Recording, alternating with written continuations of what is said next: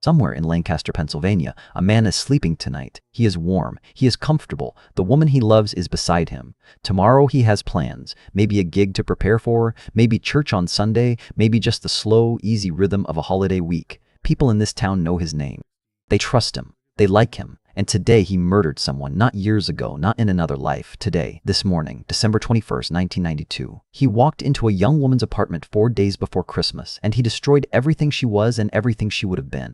And then he got in his car and drove home. And now he is asleep. That thought should stay with you, because this is not a story about a monster who hides in the dark. This is a story about how ordinary evil looks, how it smiles at you, shakes your hand, plays music at your wedding, how it lives right next to you for 26 years and you never once feel it.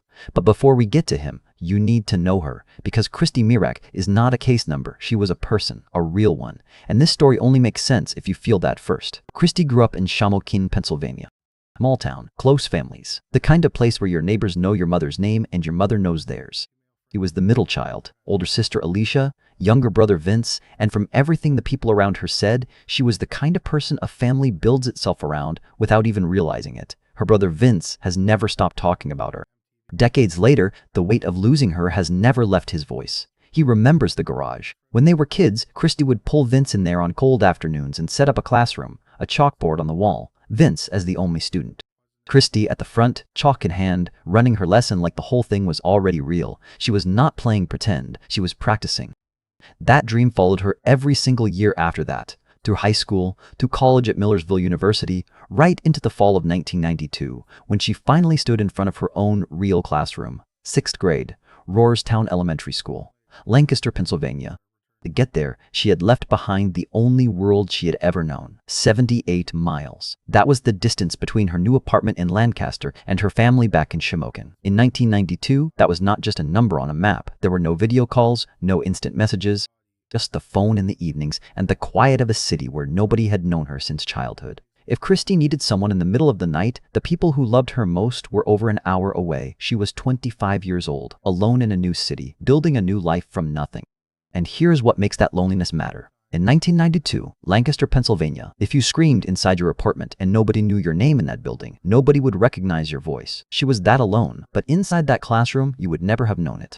Her principal, Harry Goodman, was not a man who gave compliments easily. He had seen teachers come and go for years, but he said something about Christy that most principals never say about anyone. He said walking into her classroom gave him chills. Her students were not sitting quietly. They were leaning in, they were listening, they were engaged in the way that only happens when a teacher makes a child feel like the lesson was made specifically for them. At 25 years old, in her first real years of teaching, Christy had already found what most educators spend decades searching for. She wasn't just good at her job, she loved it in a way that came through the walls. Which is what makes the evening of December 20th, 1992, so impossible to read without your chest tightening. The night before the last day of school before Christmas break, outside, Lancaster was locked inside a Pennsylvania December, the kind of cold that doesn't ask permission. Frozen grass, gray sky, the kind of quiet that settles over a town when winter gets serious. Inside her apartment at Greenfield Estates, Christy was working. She had bought 24 copies of the same children's book, a paperback called Miracles on Maple Hill. One for every student in her 6th grade class. She wrapped each one individually. She placed a candy cane on each package. And then, because that still wasn't enough, she picked up a pen and wrote a note for every single one. 24 times, in her own handwriting, she wrote the same words, wishing you a very Merry Christmas and a great 1993. She wrote that year, 1993, 24 times, a year she was looking forward to.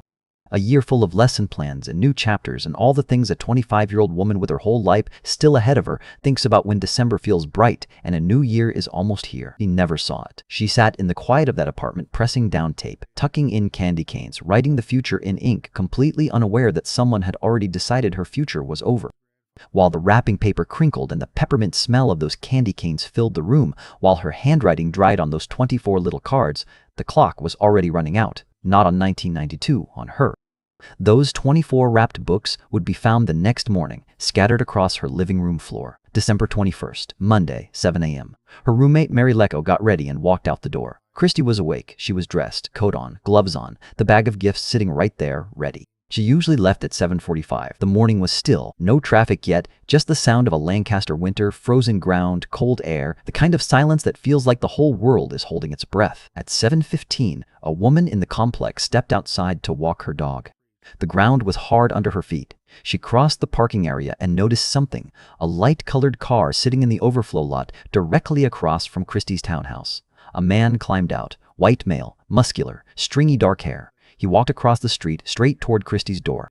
He didn't think much of it. And then, minutes later, something cut through that frozen silence. A scream, high-pitched, sudden, gone almost as fast as it came. The kind of sound that doesn't belong in a quiet Monday morning. The woman looked toward Christy's apartment. Everything was still again. That scream was the last sound Christy Mirack ever made. What nobody knew that morning, not Mary, not the dog walker, not the 24 students waiting at Roarstown Elementary with empty desks and no idea, was that the man who stepped out of that car had not chosen this apartment randomly. He knew this building. He knew this door. He knew exactly when Mary left. He knew the 45-minute window that opened every single morning when Christy was completely alone. He had been watching her. For months, he had stood outside. He had studied her routine. And on the coldest morning of December, when the whole neighborhood was still half asleep and the frozen air hid everything, he made his move. When Mary pulled that door shut at 7 a.m. and walked to her car, she had no idea she had just given him exactly what he had been waiting for. What Harry Goodman found when he arrived at Greenfield Estates 2 hours later, that is where this story gets hard to hear. And the man sleeping peacefully in Lancaster tonight, you already know he exists. What you don't know yet is how long he stayed invisible and what it finally took to find him. Harry Goodman was not panicking when he got in his car that morning. He was confused. There is a difference. In all his years running Roarstown Elementary, Christy Mirack had never once disappeared without a word. She was the teacher who arrived before the building opened, the one who stayed after everyone else had gone home. Missing a Monday, 4 days before Christmas, with gifts packed and students waiting. That was not Christy. That was not even close to Christy. But people have bad mornings. Cars break down. Alarms fail. He drove toward Greenfield Estates telling himself exactly that. Maybe she was on the side of the road somewhere between home and school, standing next to a flat tire in the December cold, frustrated and late and already calling for help. He would pull up, help her out, and they would both laugh about it on the drive-in. He watched both shoulders of the road the entire way. She was not there, and the closer he got to her apartment complex, the quieter that hopeful story became. He pulled into Greenfield Estates just after 9 a.m. He saw her car immediately. It was right there, parked exactly where it always was, sitting untouched in the lot. But it was the windows that stopped him, completely iced over. That kind of frost only builds up on glass that has not moved in hours, sitting still in below freezing air since before the sun came up. Christy had not left for work. She had not left at all. Harry stepped out of his car into the cold. The complex was silent around him. That specific weekday morning silence. Everyone already gone, the world already moving, leaving behind only empty parking spaces and the sound of frozen ground under his shoes. He walked toward her unit. His breath came out in small white clouds and disappeared into the gray December air. Then he saw the door. Not broken, not wide open, just not closed. Sitting slightly ajar, barely an inch, the way a door looks when someone left in a hurry and the latch did not catch. A small detail, easy to miss on any other morning. Harry stood there for a moment, looking at it. He rang the doorbell. The sound vanished into the silence inside. He knocked, his knuckles against the wood, echoing in a hollow, empty way that did not feel right. He called her name. Christy. The word went in and did not come back. He knocked again, harder. Called again, louder. Nothing moved inside that apartment. Nothing answered. Just that thin strip of darkness between the door and the frame, and the cold pressing in from behind him. He pushed the door open and stepped inside. The first thing he saw was the floor. Books. Everywhere. 24 paperback books thrown across the living room. Wrapping paper torn and crumpled. Candy canes snapped in pieces. Small handwritten cards face down on the carpet. The careful work of the night before, every individually wrapped gift, every personal note written in Christy's own handwriting, scattered like none of it had ever mattered. His eyes moved across that floor and found her. She was lying there in the living room, coat still on, gloves still on. He had been completely ready to walk out the door, dressed for work, dressed for the cold, the bag of gifts she had packed the night before now emptied and thrown around the room. She was not moving. She was not going to move. Harry Goodman stood in that doorway and understood. He said later, years later, voice still unsteady, that what he saw in those few seconds never left him, that for years afterward he would wake up in the middle of the night, screaming, seeing that room again. That the trauma of that one morning lived inside him like a wound that never fully closed. A principal's job is to protect, to keep the building safe, to keep the people in it whole. He had driven to that apartment hoping to find a flat tire. He had found something no human being should ever have to see. He ran. He burst out of that apartment and started moving door to door through the building, pounding with both fists, shouting for someone to answer. Finally, a neighbor opened up. Harry stumbled inside and called 911. It was 9:20 a.m. Police arrived within minutes and began reading the room the way detectives are trained to, not as a scene of grief, but as a story written in evidence. The first thing they noted: no forced entry. The door was not broken. The lock was not damaged. Christy had opened it herself. She had stood at that threshold on a freezing Monday morning, coat on, gloves on, gifts packed and ready, and she had opened her own front door. What came next was written in the scuff marks on the floor, on the doorframe, on the door itself. The attack had started right there at the entrance.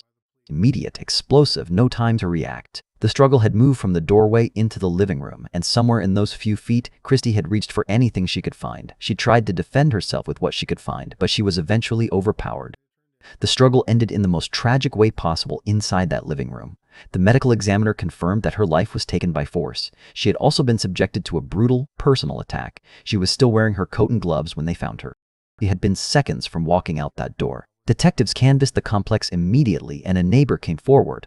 A woman who had been outside that morning with her dog at approximately 7:15 a.m. Mary Lecco had left the apartment at 7 a.m. The man was seen approaching at 7:15. The scream came shortly after. Christy's usual departure time was 7:45, 15 minutes. From the moment he arrived to the moment it was over, 15 minutes. In the time it takes to make a cup of coffee, a life had ended in that apartment, and he had walked back out into the morning like nothing had happened. Police developed a composite sketch from the witness description.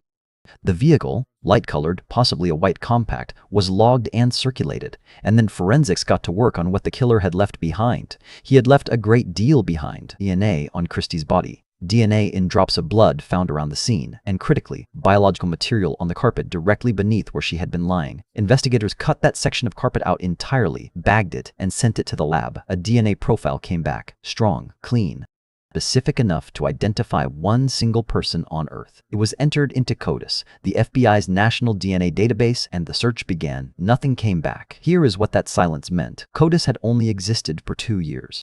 It had been created in 1990, and in 1992 it held almost nothing. Only DNA from people convicted of crimes in that 2-year window. If you had never been convicted of anything, your DNA was simply not in there. His wasn't. Think of it this way.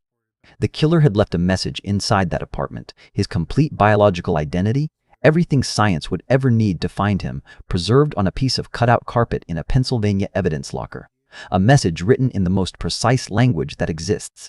But the technology that could read that language was still 26 years away from being invented. He had signed his name on the day he walked in. The world just did not yet know how to find him. They had his DNA. They had his entire identity locked inside 4 letters of biological code. They just did not have his name. And that name would stay hidden while he drove home that afternoon, while he climbed into bed that night, while he woke up the next morning and the morning after that, free, anonymous, and completely invisible inside the community that trusted him.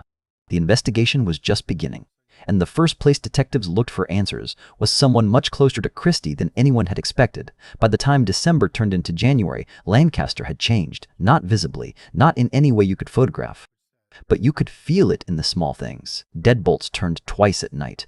Porch lights left on until morning. Parents who used to let their kids walk home from school now waited at the door and watched until they were inside. A neighborhood that had always felt safe was now asking itself a question it had never had to ask before. Who is living next to me? The police had a DNA profile, a composite sketch, and a 45-minute window. What they did not have was a name. And in the absence of a name, suspicion spread the way cold air does, quietly, into every corner, touching everyone. The first name that surfaced came from the school itself. The day after Christy's murder, December 22nd, a man walked into Rohrerstown Elementary carrying flowers.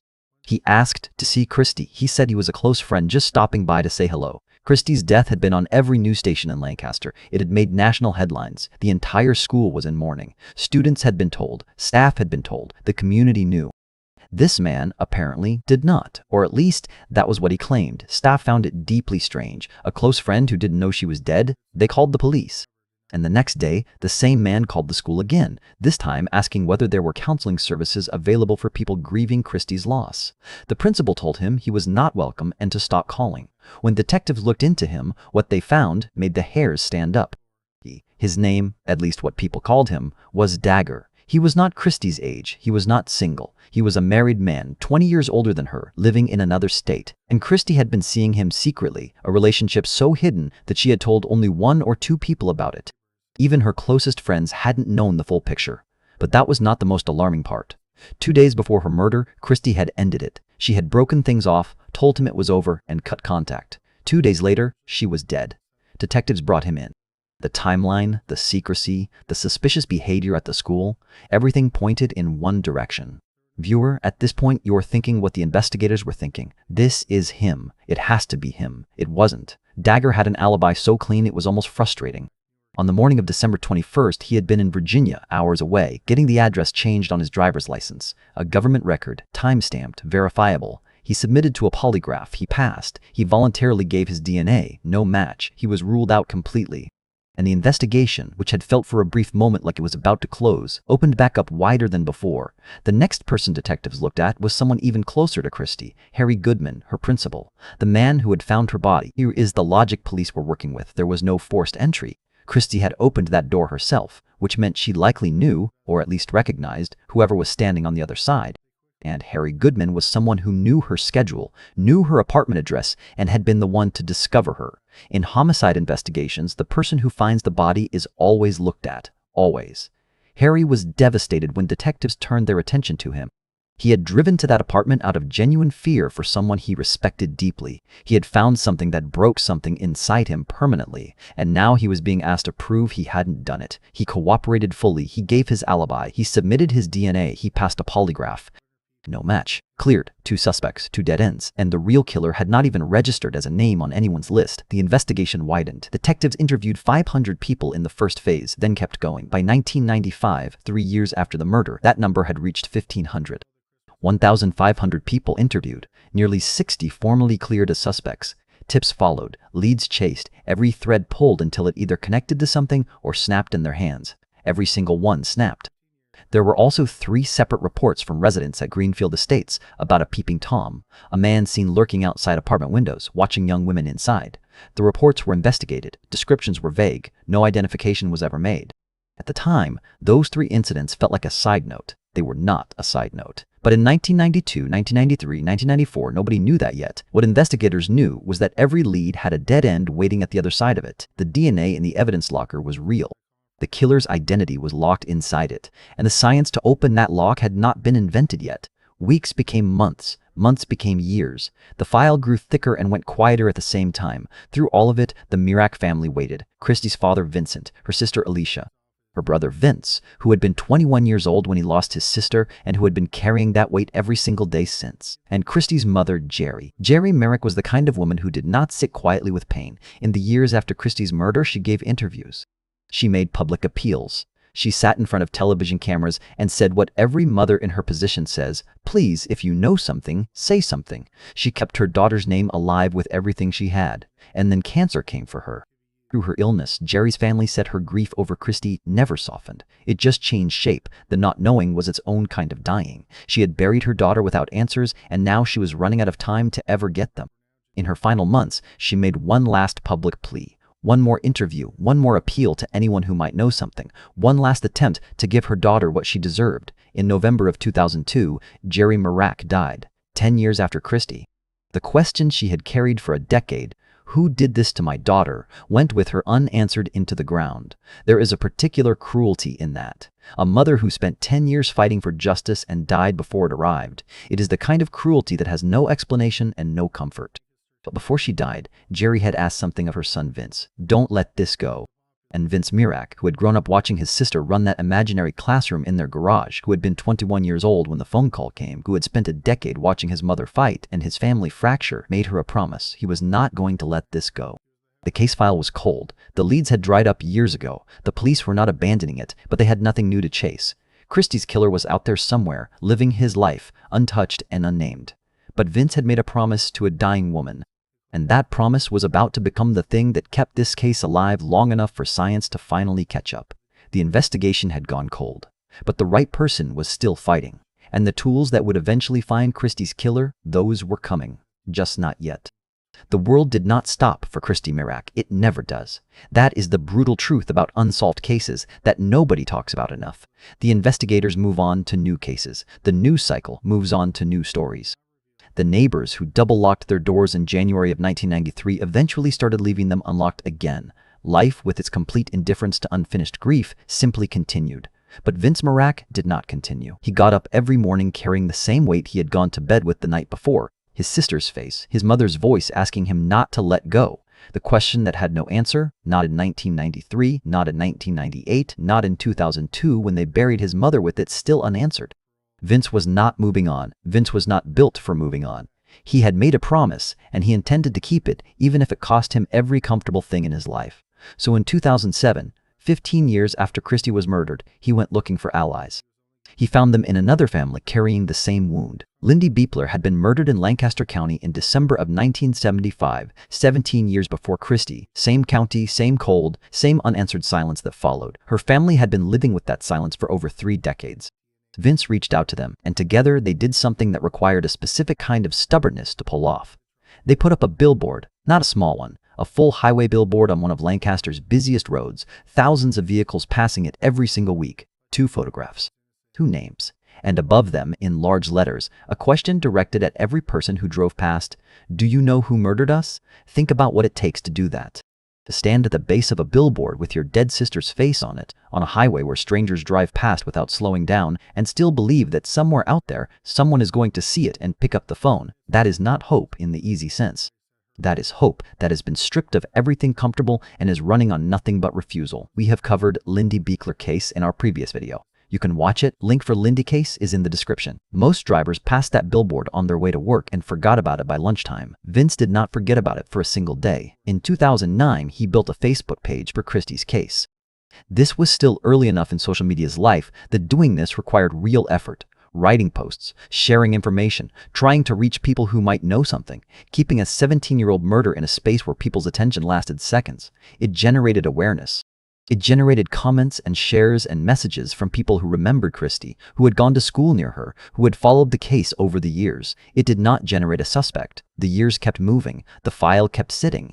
And then, in 2015, 23 years after the murder, something shifted. The Lancaster County District Attorney's Office took formal jurisdiction of the case. A new team, fresh eyes.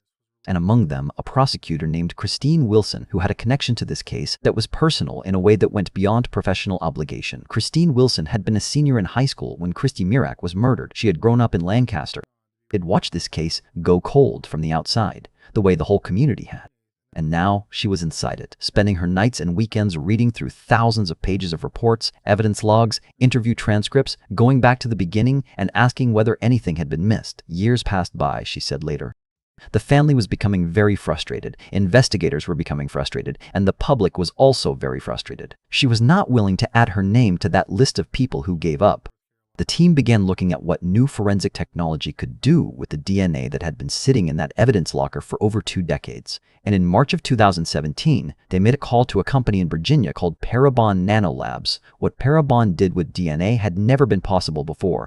For decades, a DNA profile was essentially a lock with no key. It could confirm or eliminate a suspect if you already had one to test. But if you had no suspect, if you were starting from nothing, a DNA profile told you nothing about what the person looked like, where they came from, or how to find them. Parabon changed that. They called it DNA phenotyping. Using the genetic information inside a DNA sample, their scientists could now predict physical characteristics: skin tone, eye color, hair color, face structure, ancestry. They could take a biological signature left at a crime scene and build a picture of the person who left it, not a photograph. Not a certainty, but a face. By November of 2017, Parabon had used the DNA from Christy's crime scene to generate 3 composite images: what her killer likely looked like at age 25, at age 45, and at age 55. The Lancaster County DA's office held a press conference and released all 3 to the public. Vince Mirack took those images and went through every face he had ever known. He described it later as gut-wrenching. He would look at the composite and think of someone, a face from his past, someone he had crossed paths with, someone Christy might have known, and then sit with that terrible question: could it be him? He went through those images over and over with people he had grown up with people Christy had known, running the faces of a lifetime against a computer-generated sketch and hoping something would click. Nothing clicked. Tips came in from the public. Investigators followed every one. Each lead dissolved into nothing before it got anywhere. The face was there, the structure, the features, the ancestry markers Parabon had identified. But a face without a name is still a ghost. The sketch had given them a picture of the man who killed Christy Mirack. They just could not find him in it. 4 months passed. And then, in April of 2018, 3,000 miles away in California, a 72-year-old former police officer named Joseph James D'Angelo was arrested in his driveway. He was the Golden State Killer, responsible for at least 13 murders and over 50 assaults dating back to the 1970s and 1980s. One of the most hunted criminals in American history, and he had been living in a quiet Sacramento suburb, completely invisible, for decades. The tool that finally found him was not a tip. It was not a witness. It was not a confession. It was genetic genealogy, a technique that took crime scene DNA, uploaded it to a public genealogy database, and used the matches that came back to build a family tree. Not the killer's tree directly. The trees of his relatives, cousins, second cousins, people who had voluntarily submitted their own DNA to ancestry websites and worked backward from those branches until it pointed to one person. The arrest sent a shockwave through every cold case unit in the country. In Lancaster, Pennsylvania, Christine Wilson and her team looked at each other and understood immediately what it meant. They had DNA. They had a profile. They had Parabon already working the case. The lock had been there for 26 years. Someone had just invented the key.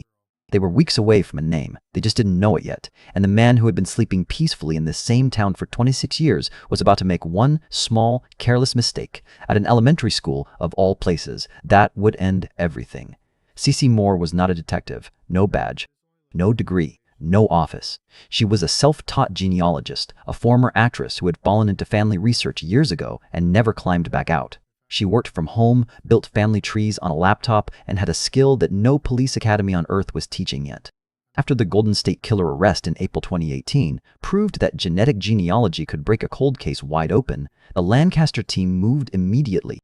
They took the DNA profile from Christie's crime scene, the same biological signature sitting untouched in an evidence locker since 1992, and uploaded it to GED Match, a public website where people voluntarily share their DNA to find relatives. The logic was surgical.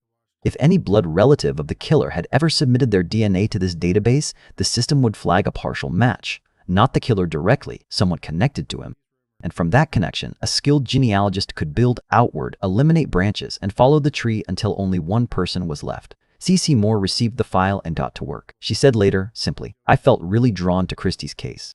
He seemed like somebody that I would have liked." The first hit came back quickly. A partial match, not the killer, but a half-sister who had uploaded her own DNA with no idea what it was about to set in motion. Cece began building the family tree around that match.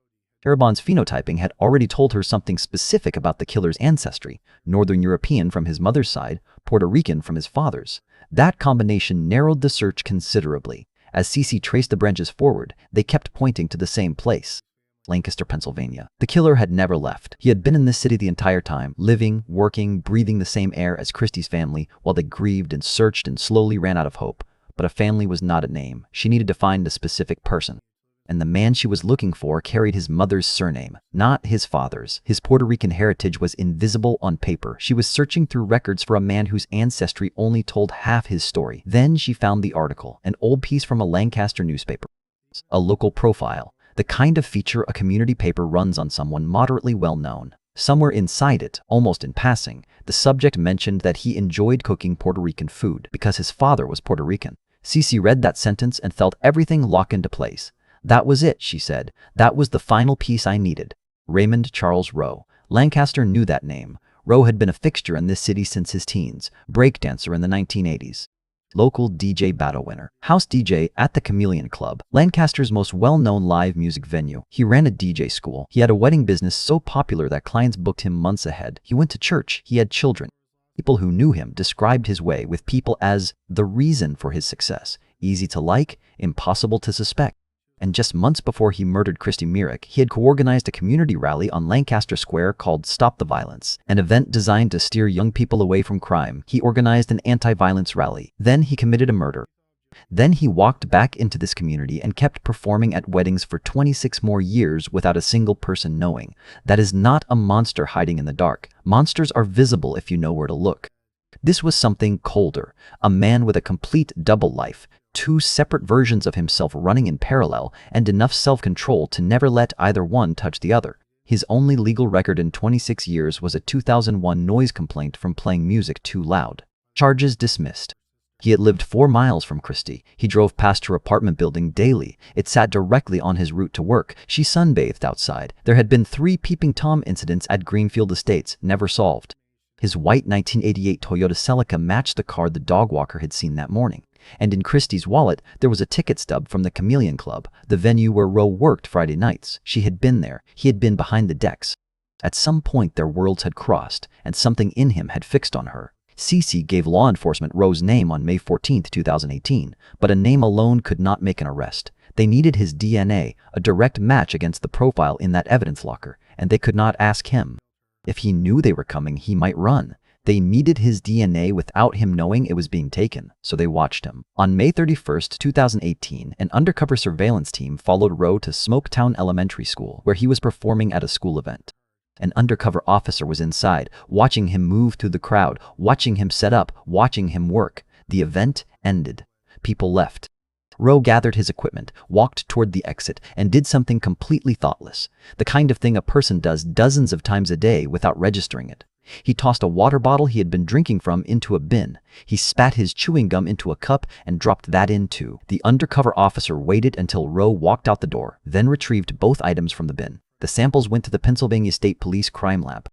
When the results came back, they confirmed Raymond Roe's DNA matched the DNA found on Christy Mirack's body and on the carpet beneath her, with odds so staggering they eliminated every other possibility on Earth. On June 25, 2018, police arrived at his home on Whittier Lane. 26 years after that Monday morning in December, Raymond Roe was handcuffed at his own front door. He denied everything, said he had never known who Christy was. On January 8, 2019, he stood in the Lancaster courtroom and pleaded guilty. First-degree murder, rape, burglary. Vince Mirack stood up and faced him. 26 years of billboards and Facebook pages. 26 years of a promise made to a dying mother. 26 years of waking up every morning carrying the same weight. He looked at the man who had taken his sister and said, "You spent the last 25 years watching as my family pleaded for answers. You took away our joy, our security, our love for a Christmas holiday that will never be the same. But most of all, you took our Christy."